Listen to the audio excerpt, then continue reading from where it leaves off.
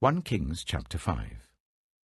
When Hiram, king of Tyre, heard that Solomon had been anointed king to succeed his father David, he sent his envoys to Solomon, because he had always been on friendly terms with David. Solomon sent back this message to Hiram.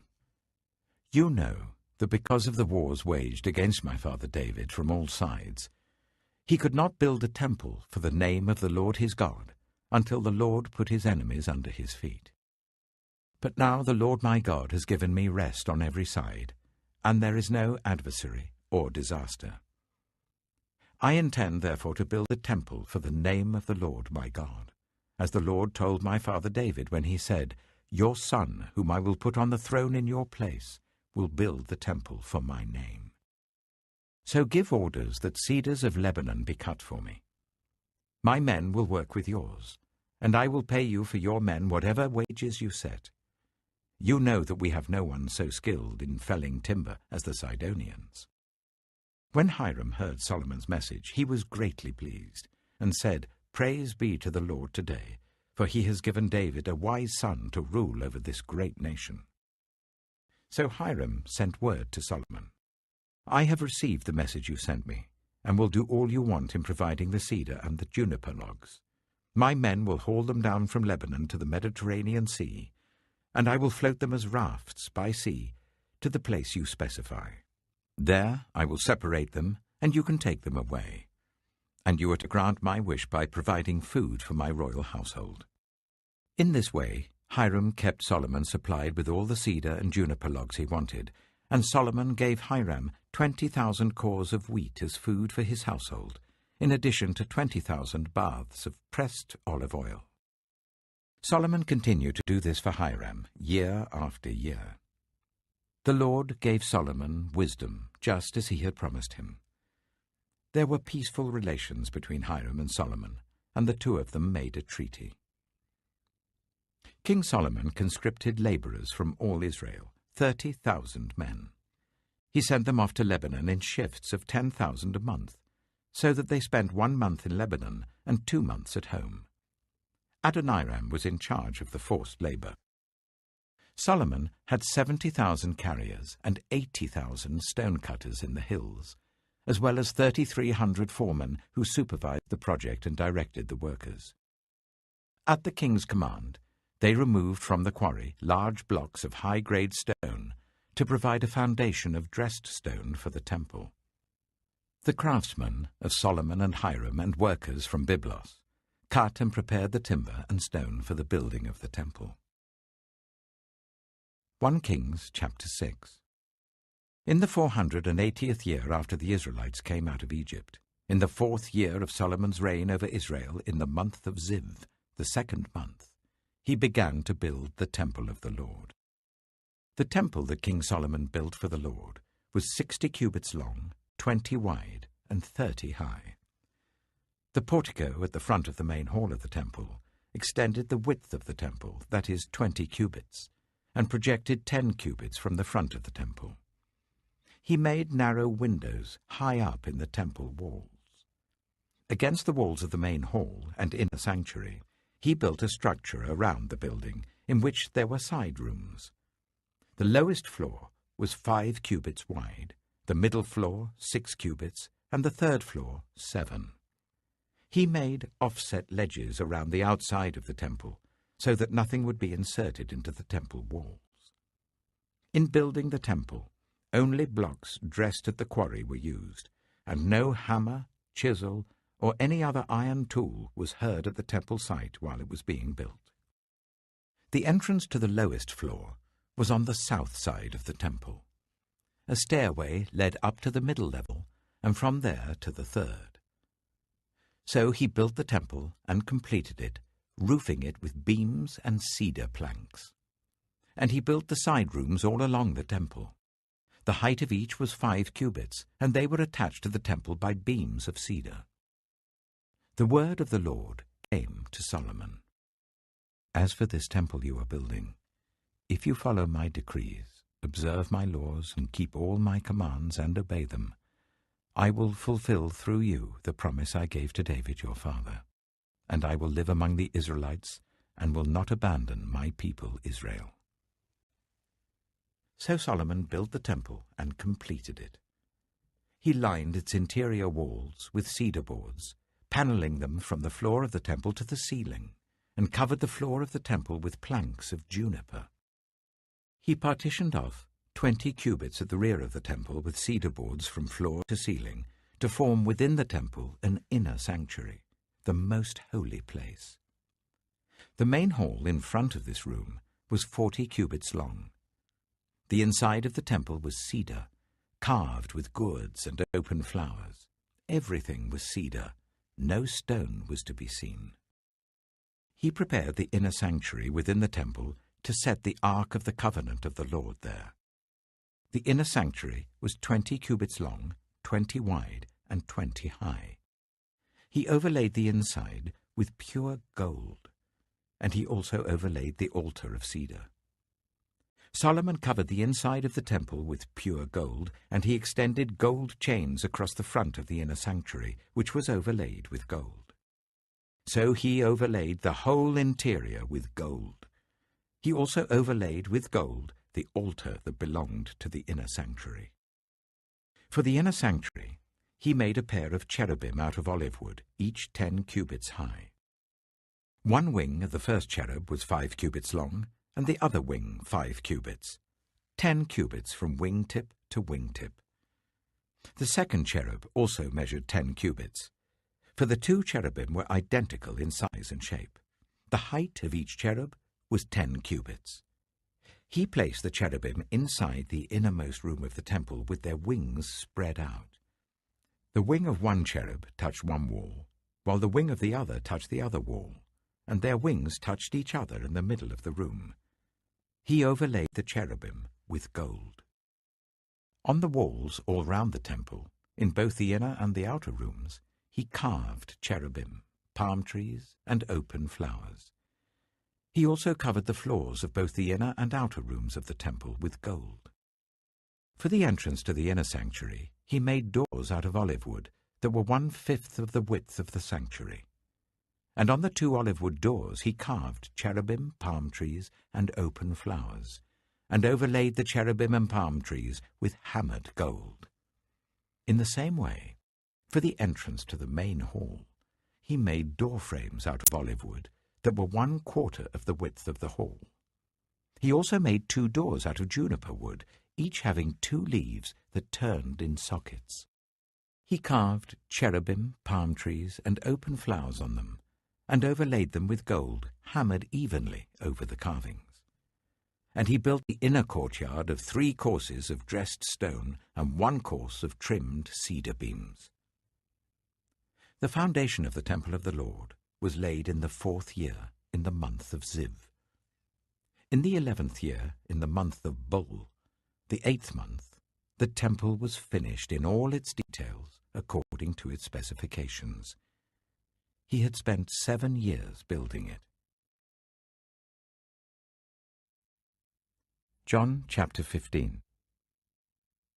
I am the true vine, and my Father is the gardener. He cuts off every branch in me that bears no fruit, while every branch that does bear fruit he prunes, so that it will be even more fruitful. You are already clean because of the word I've spoken to you. Remain in me, as I also remain in you. No branch can bear fruit by itself. It must remain in the vine. Neither can you bear fruit unless you remain in me. I am the vine. You are the branches. If you remain in me and I in you, you will bear much fruit. Apart from me, you can do nothing. If you do not remain in me, you are like a branch that is thrown away and withers. Such branches are picked up, thrown into the fire, and burned. If you remain in me, and my words remain in you, ask whatever you wish, and it will be done for you. This is to my Father's glory, that you bear much fruit, showing yourselves to be my disciples. As the Father has loved me, so have I loved you. Now remain in my love. If you keep my commands, you will remain in my love, just as I have kept my Father's commands and remain in his love. I have told you this so that my joy may be in you and that your joy may be complete. My command is this: love each other as I have loved you. Greater love has no one than this, to lay down one's life for one's friends. You are my friends if you do what I command. I no longer call you servants, because a servant does not know his master's business. Instead, I have called you friends, for everything that I learned from my Father I have made known to you. You did not choose me, but I chose you and appointed you, so that you might go and bear fruit, fruit that will last, and so that whatever you ask in my name, the Father will give you. This is my command: love each other. If the world hates you, keep in mind that it hated me first. If you belonged to the world, it would love you as its own. As it is, you do not belong to the world, but I have chosen you out of the world. That is why the world hates you. Remember what I told you: a servant is not greater than his master. If they persecuted me, they will persecute you also. If they obeyed my teaching, they will obey yours also. They will treat you this way because of my name, for they do not know the one who sent me. If I had not come and spoken to them, they would not be guilty of sin, but now they have no excuse for their sin. Whoever hates me hates my Father as well. If I had not done among them the works no one else did, they would not be guilty of sin. As it is, they have seen, and yet they have hated both me and my Father. But this is to fulfill what is written in their law: they hated me without reason. When the Advocate comes, whom I will send to you from the Father, the Spirit of truth who goes out from the Father, he will testify about me. And you also must testify, for you have been with me from the beginning. Psalm 117. Praise the Lord, all you nations. Extol him, all you peoples. For great is his love towards us, and the faithfulness of the Lord endures forever. Praise the Lord. Proverbs chapter 24. Saying 20. Do not envy the wicked, do not desire their company. For their hearts plot violence, and their lips talk about making trouble. Saying 21. By wisdom a house is built, and through understanding it is established. Through knowledge its rooms are filled with rare and beautiful treasures. Saying 22. The wise prevail through great power, and those who have knowledge muster their strength. Surely you need guidance to wage war, and victory is won through many advisers. Saying 23. Wisdom is too high for fools. In the assembly at the gate they must not open their mouths. Saying 24. Whoever plots evil will be known as a schemer. The schemes of folly are sin, and people detest a mocker. Saying 25. If you falter in a time of trouble, how small is your strength? Rescue those being led away to death, hold back those staggering towards slaughter. If you say, but we knew nothing about this, does not he who weighs the heart perceive it? Does not he who guards your life know it?